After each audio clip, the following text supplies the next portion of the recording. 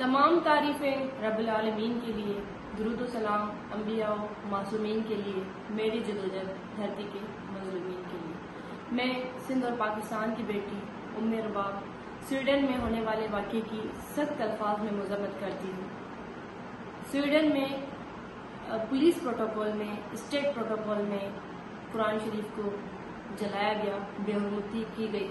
ये वो पाक किताब है जो हमें गाइड करता है, खुदा से कनेक्ट करता है, और ये वो पाक किताब है जो हमें हमारे राइट्स का बताता है।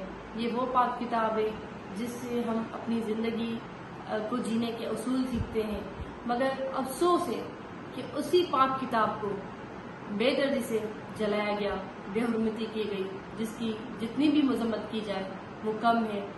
मैं इस पे मेरे जहन में ये दो सवाल ज़रूर आ रहे हैं, या तो हम मुसलमान नहीं हैं या हम में गैरत बाकी नहीं है। क्योंकि मुस्लिम उम्मत के होते हुए अगर कुरान शरीफ को बार बार यूं बेदर्दी से जलाया जाए, बेहुरमती की जाए, उसके बावजूद भी ऐसे अमल को ना रोका जाए, तो मैं समझती हूँ कि शायद हम अब जिंदा नहीं रहे, शायद हमारी गैरत बाकी नहीं रही, शायद हम मुसलमान ही नहीं हैं। क्योंकि कुरान शरीफ को तो कोई ख़त्म नहीं कर सकता, मगर ऐसी हर